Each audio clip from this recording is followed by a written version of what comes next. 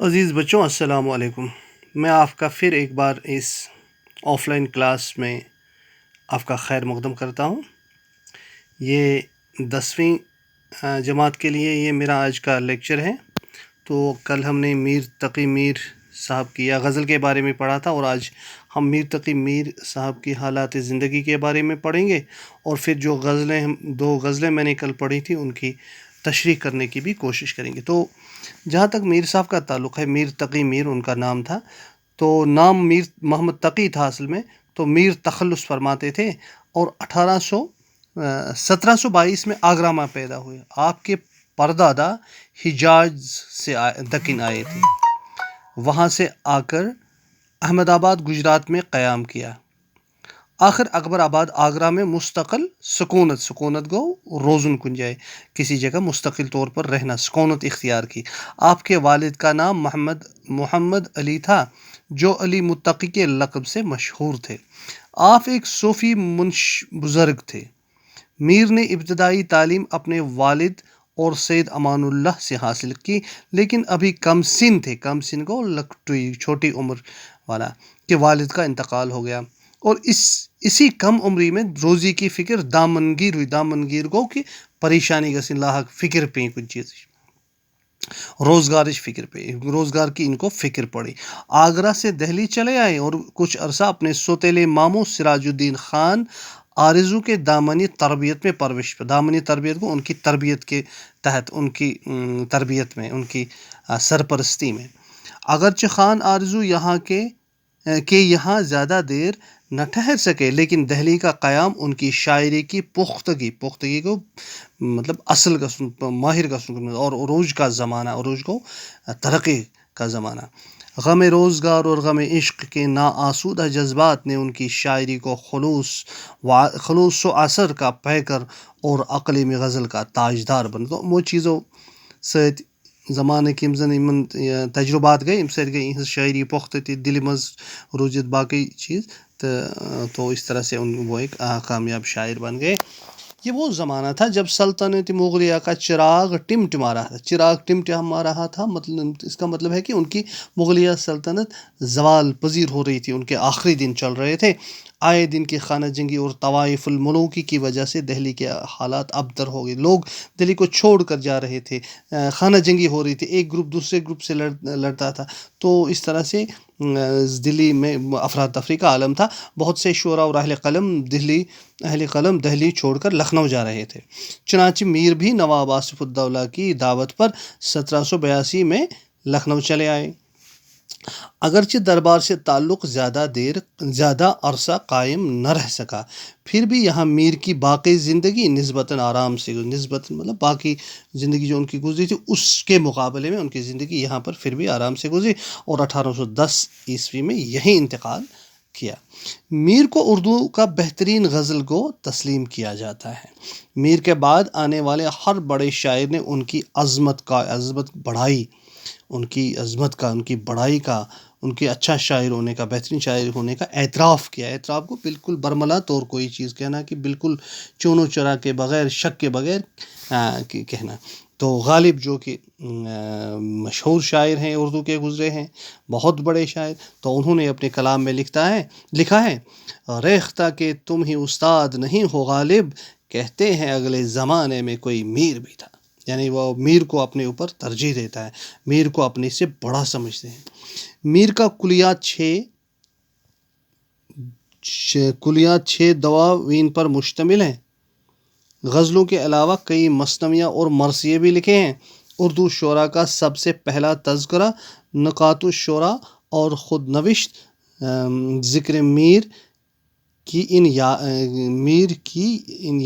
یادگار ہے۔ تو یہ کتاب یادگار، تو ہم ان غزلوں کا جو ہم نے کل پڑھی تھی ان کی وہ تشریح کرنے کی کوشش کریں گے۔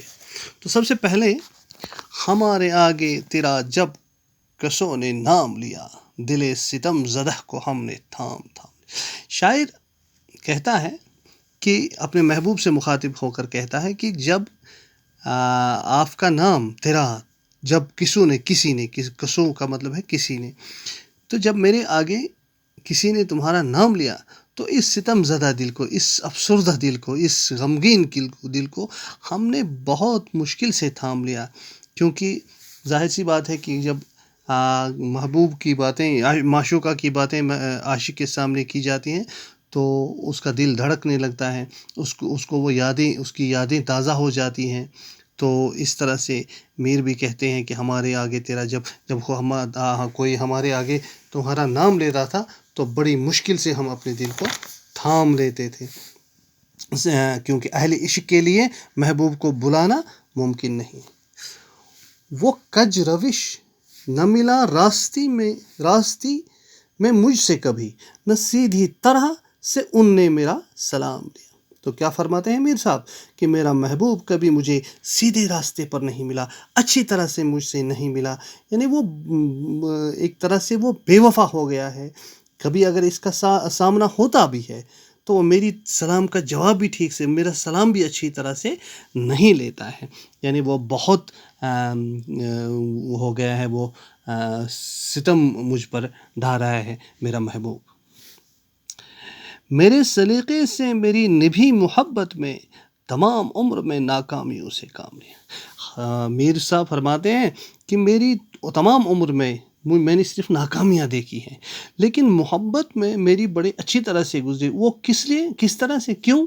اس کی وجہ ہے کہ میں نے بہت سلیقے سے میری محبت میں، وہ تو میں نے بہت قربانیاں دی ہیں، میں نے محبوب کے ظلم و ستم کو خندہ پیشانی سے برداشت کیا، اس کی راہ کی ناکامی اور محرومیوں سے واسطہ رہا، مگر اس کا اظہار نہیں ہونے دیا، اور نہایت شائستہ اور مہذب انداز میں زندگی گزار دی کہ نہ تو محبت بدنام ہوئی اور نہ ترک محبت کا خیال دامن گیر ہوا۔ یعنی میرے سلیقے کی وجہ میری ہے، میرا تو طریقہ کار ہے کہ میری محبت اچھی طرح سے گزری۔ اگرچہ گوشہ گزی ہوں میں شاعروں میں میر، پہ میرے شعر نے روئی زمین تمام لیا۔ ہاں، اس شعر میں شاعر اپنی شاعری کی بات کرتے ہیں کہ میری شاعری کتنی اچھی ہے، اگرچہ میں شہرت کا خواہاں نہیں، شہرت مجھے نہیں چاہیے، بلکہ میں گوشہ نشینی میں رہنے والا انسان ہوں، اپنے آپ کو نمایاں نہیں کرتا، لیکن کیا کروں کہ میرے اشعار نے مجھے ایسی شہرت دی جو دوسروں کو نصیب نہیں، حالانکہ میں نہیں چاہتا تھا، میں اپنے آپ کو اتنی زیادہ میں گوشہ نشین رہنا چاہتا ہوں، میں گمنام رہنا چاہتا ہوں، لیکن میرے شعر ایسے ہیں کہ انہوں نے مجھے گمنام نہیں رہنے دیا، مجھے بہت شہرت نصیب ہوئی۔ میں نے اپنے اشعار میں رنج و الم کا اظہار اس شدت سے کیا ہے کہ ہر سننے والا متاثر ہوتا ہے اور میری طرف متوجہ بھی۔ میرے دکھی دل کی پکار روئی زمین پر پھیل گئی اور یعنی میری شہرت کا باعث بنی، ورنہ میں تو گوشہ نشین انسان تھا، یعنی میرے شعروں میں جو درد ہے اس نے تمام زمین کو، تمام دنیا کو میری طرف متوجہ کیا، حالانکہ میرا کبھی مقصد یہ نہیں تھا کہ مجھے شہرت چاہیے، تو لیکن شہرت مجھے ملی میرے شعروں کی وجہ سے۔ میں نے ایسے شعر کہے ہیں کہ مجھے پوری دنیا کی میری طرف متوجہ ہو گئی۔ اور اسی طرح سے اب دوسری غزل، ہنگامہ گرم کن جو دل نا صبور تھا، پیدا ہر ایک نالے سے شور نشور تھا۔ میر فرماتے ہیں کہ محبوب کی جدائی میں میرا دل بہت ہی بے صبر ہو گیا اور اس پر میں نالہ و آہ زاری کرتا رہا، جو میرے اور میرے محبوب کے درمیان جھگڑے کا باعث بنا، اور جو میں محبوب کی جدائی میں جو میں شور اٹھاتا تھا، جو میرا دل ناصبر ہو جاتا تھا، اور میرے ان چلانے سے، میرے اس شور سے شور محشر پیدا ہوتا تھا۔ پہنچا جو آپ کو تو میں پہنچا خدا تئیں، معلوم اب ہوا کہ بہت میں بھی دور تھا۔ تو اس شعر میں یہ شاعر کہتے ہیں کہ میں تو خدا سے بہت دور تھا، میں خدا کو پہچانتا نہیں تھا۔ اس کی وجہ دراصل یہ تھی، جو میں بعد میں سمجھا، کہ دراصل میں نے اپنے آپ کو نہیں پہچانا تھا، اور جب میں اپنے آپ کو پہچان گیا تو میں خدا کو بھی پہچان گیا۔ خدا سے بولتا ہے کہ میں نے آپ کو، ہم عربی میں ایک مقالہ ہے، عربی میں کہتے ہیں من عرف نفسہ فقد عرف ربہ، جس نے اپنے آپ کو پہچانا اس نے خدا کو پہچانا۔ تو خدا کو پہچاننے کے لیے اپنے آپ کو پہچاننا ضروری ہے۔ اسی طرح تقی میر صاحب کہتے ہیں کہ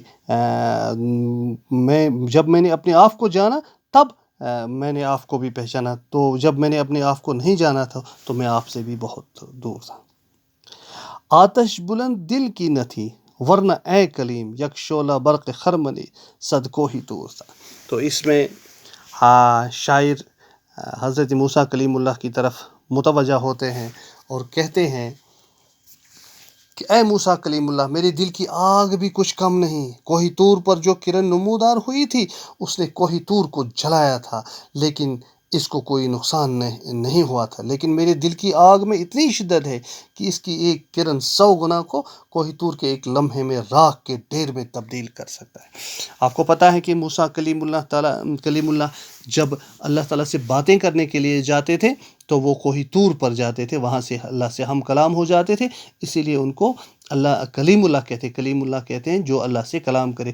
لیکن ایک بار حضرت موسیٰ کلیم اللہ نے اصرار کیا، اس نے اللہ سے کہا کہ میں آپ کو دیکھنا چاہتا ہوں، تو اللہ نے کہا کہ لن ترانی، آپ مجھے، حضرت موسیٰ نے کہا ربی ارینی، تو اللہ نے کہا لن ترانی، تم مجھے نہیں دیکھ سکتے ہو۔ لیکن جب موسیٰ کلیم اللہ نے اصرار کیا تو اللہ نے اس کو کہا کہ پہلے دیکھ لو، تو انہوں نے اپنی ایک کرن، اپنی نور کی کرن اس در پر ڈال دی کوہ طور پر، تو کوہ طور کا چکنا چور ہو گیا۔ لیکن یہاں شاعر کہتا ہے کہ اس سے کوہ طور پر کچھ نہیں ہوا، لیکن موسیٰ بے ہوش ہو گئے۔ لیکن میرے دل میں اتنی آگ ہے، اتنی یہ ہے کہ اگر یہ کوہ طور پر پڑے تو کوہ طور خس و خاک ہو جائے، وہ ختم ہو جائے گا، اس میں راکھ کے ڈھیر میں تبدیل ہو جائے گا۔ کل پاؤں ایک کاسے سر پہ جو آ گیا، یکسر وہ استخوان شکستوں سے چور تھا۔ تو شاعر کہتے ہیں کہ کل راستے میں ایک کھوپڑی میرے پاؤں کے نیچے آ گئی اور وہ یکسر چکنا چور ہو گئی۔ استخوان مینز ہڈیاں۔ تو میں کل جا رہا تھا کہیں، تو ایک کاسے سر، ایک کھوپڑی، سر کی کھوپڑی میری پاؤں کے نیچے آ گئی، تو وہ استخوان، وہ ہڈیاں، وہ سر، وہ ہڈیوں کا ڈھانچہ چکنا چور ہو گیا۔ کہنے لگا کہ دیکھ کے چل راہ بے خبر، میں بھی کبھو کسی کا سرے پرغرور تھا۔ تو جب وہ کھوپڑی چکنا چور ہو گئی تو وہ کہنے لگی، اے راہ چلنے والے، ذرا اچھے سے چل، ذرا دیکھ کے چل، آج میں یہاں ہوں، میں بھی کبھی کسی کے سر کے اوپر تھا، سر کا تاج تھا، میں بھی کبھی ایسا ہی تھا جیسے آپ کے سر پر کھوپڑی ہے، میں بھی کسی سر پرغرور، یعنی غرور گھمنڈ والا سر میں بھی تھا۔ یہ دنیا کسی کی کوئی چیز رہنے والی نہیں ہے۔ آج تم یہاں سے ایسے چلے جا رہے ہو کہ آپ کو نیچے والی یہ کھوپڑی دکھائی نہیں دے رہی ہے، لیکن کل تمہارا بھی یہی حشر ہوگا، اس لیے ذرا دیکھ کے چل۔ تھا وہ تو رشک حور بہشتی ہمیں میں میر، سمجھے نہ ہم تو فہم کا اپنی قصور تھا۔ تو اس میں میر صاحب فرماتے ہیں کہ وہ شخص جو کبھی یہاں اس دنیا میں ہماری طرح کا ایک انسان رہا تھا، لیکن گھمنڈ اور غرور سے ہماری عقل پر پردہ پڑ گیا اور ہم نے نہیں سمجھ سکے کہ دنیا ناپائیدار ہے اور ہمیں بھی اس دنیا سے اسی طرح کوچ کرنا پڑے گا۔ تو دنیا میں ہم بے خبر رہتے ہیں، ہم اس طرف غور نہیں کرتے ہیں، ورنہ ہمیں غور کرنے کے لیے بہت ساری باتیں ہیں۔ جس طرح سے یہ کھوپڑی یہاں پڑی ہے، حالانکہ ایک دن یہ ہم میں ہی تھا، لیکن ہم یہ سمجھ نہیں سکے۔ تو اگر ہم اس بات کو سمجھ نہیں سکے جیتے جی، تو یہ ہماری فہم کا، ہماری سمجھنے میں یہ قصور ہے۔ تو اس کے ساتھ ہی یہ جو ان کی یہ جو غزلیں ہم نے پڑھی تھی کل، ان کی تشریح مکمل ہوتی تھی۔ امید ہے کہ آپ کو سمجھ آیا ہوگا۔